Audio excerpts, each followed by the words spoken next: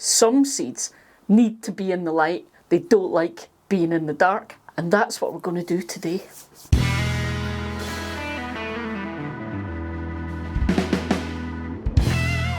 So I'm Eli, and this is my backyard garden. Today then, I'm going to be sowing some of the seeds that I spoke about in last week's video, where I told you guys about all the different seeds I'd be sowing at different points this month.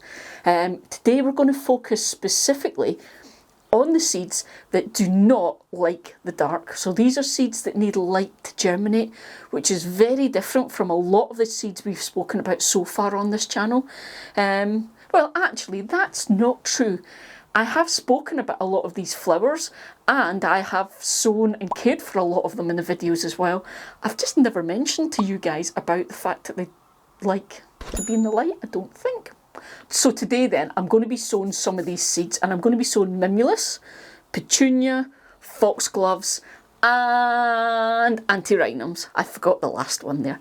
All of which are these tiny little seeds that need to be on the surface so they can get light in order to germinate. So let's get that done then. Right, I've started off as usual. I've got my seed starting mix. Now, you do not have to use seed starting mix, buy seed starting mix, make your own seed starting mix. This is what I do. And on this channel, I never tell you guys you have to do anything. I'll tell you what I'm doing and why, and you make your own decisions. Okay, so this is my seed starting mix that I make myself because it saves a fortune making it rather than buying it, because I go through a lot of this stuff. I also make my own potting mix, which is what all my little seedlings get transferred into once they're big enough to come out and be put into their own little pots. So if you would like to have a go at making your own seed starting mix, I'll link the video at the end of this one, and I'll put it in the description for you as a link as well. Okay, but let's get on with this one then. So what I'm using for these seeds then is these little, what are called half seed trays. The reason they're called half, if I can show you here, is because you also get bigger ones, and this is a half of the bigger one.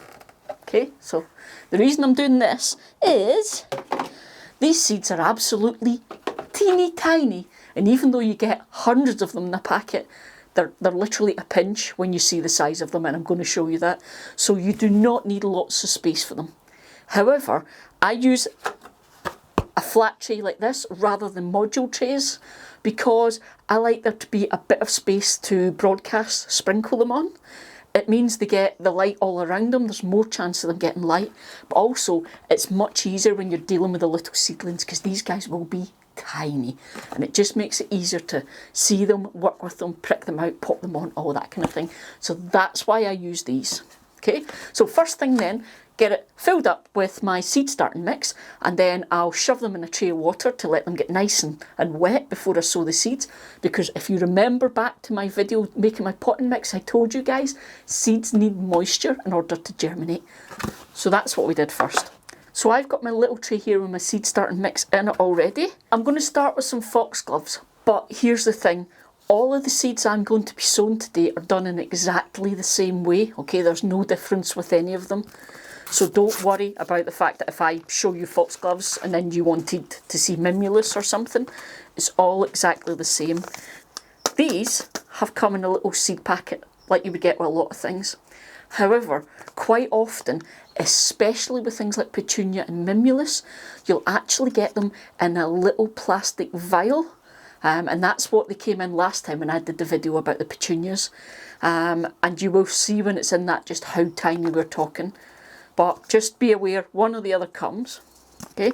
Now, one of the major tips I'm going to give you then for doing this, and this comes from my own personal experience, these are very small and they're black, okay? Be super careful not to drop these anywhere except in the seed tray.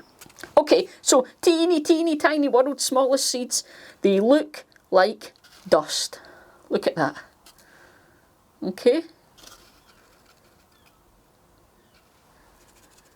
And just make sure the packet's empty. It's going to be very difficult to see these when we broadcast sow them in the tray. There is a trick a lot of gardeners will do where they add these to some coarse sand and they sprinkle the sand because you can see the sand easily. So that way you can see where the sand has gone, and it gives you a good idea of how well you have sprinkled the seeds, spacing where they are, that kind of thing. I don't have any sand, so this is what I'm doing. So, very carefully, keep them away from the potting tray of compost. In fact, common sense would say don't do this in your tray with compost. But, you know, when have I ever been common sensey? So you can see that, how small they are, you can't really see them. And I'm just making sure they're out of all the creases in my hands. They're not behind my wedding ring, because I don't want them anywhere else. That is literally it. I've sprinkled them on the surface. I'm not going to cover them. I'm not going to cover them with compost. I'm not going to cover them with perlite or vermiculite. Nothing. These little guys need light in order to germinate. So all I'm going to do now is put a label in them and then put them up in one of the shelves, possibly this side, so they can get as much light as possible. I've talked about propagators a lot on this channel because I use them so much. I call it double bagging, but basically I will have seed trays in the greenhouse that have propagator lids on them. So they're in the greenhouse and they've got propagator lids just to help. It gives them that little tiny extra boost, not quite of heat, but it keeps it slightly warmer and it keeps it a nice, humid, moist environment because the seeds really need that. These lids I will take off once all the seedlings are up, okay? I don't leave them with these lids on because, you know, once the seedlings are up, they really need the air and things. Otherwise, you risk getting problems like damping off, moulds, fungus, all that kind of stuff. So these go on just to help everything germinate. And I'll have to move a label.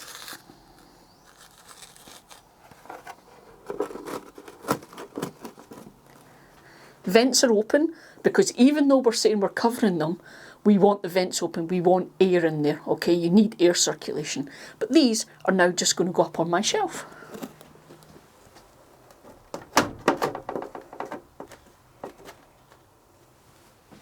As I said, the Mimulus, the Antirrhinums, the Petunias, they're all done exactly the same way. Sprinkled on top of your seed tray with your seed starting mix, your compost, whatever you're sowing into, and then put into the light to germinate, okay? But I want to show you something else. I just bought these to show you guys. These are the same seeds, okay, from a different company. But because I was saying these seeds are so small, and difficult to see and difficult to handle. Now, I was telling you about the little tubs you sometimes get them in. These are what's called pelleted. Now, what pelleted means is each of those little seeds comes encased in a little coating that make them a bit bigger, so easier to see and handle. So the problem with this is though, well, it's a good thing, it makes life easier. However, it is very expensive, relatively speaking, to get them like this. So for the same price as the hundreds of seeds I got in the other packet, you get 10 pelleted seeds, okay? But it does mean they're much easier to see and handle. However, I've tried these in the past and I have found I have never had much success with them at all. They just don't seem to germinate and grow for me.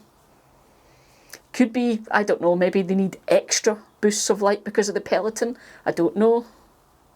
But yeah, so I'm not a fan of them, but I just wanted to show you it because, you know, it may be useful for you to know. So Antirrhinum. Now again, this is exactly the same. Tiny, tiny, tiny little seeds. So be careful. Okay, see them there? Slightly bigger than Foxgloves, but still teeny tiny. And I'm doing exactly the same thing. I'm just sprinkling them on the surface and I'm just going to leave them there. I'm not going to cover them.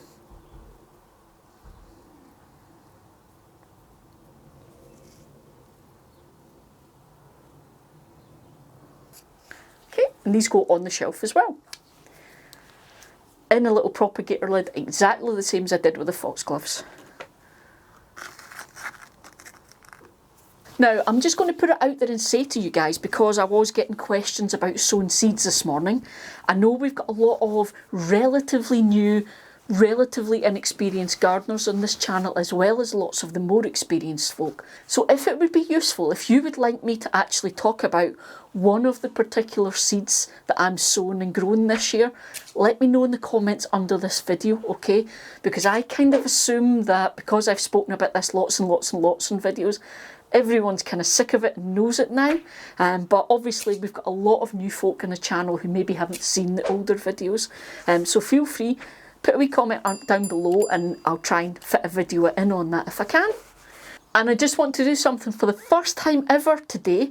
I'm going to say a massive thank you and a shout out to our fabulous channel members.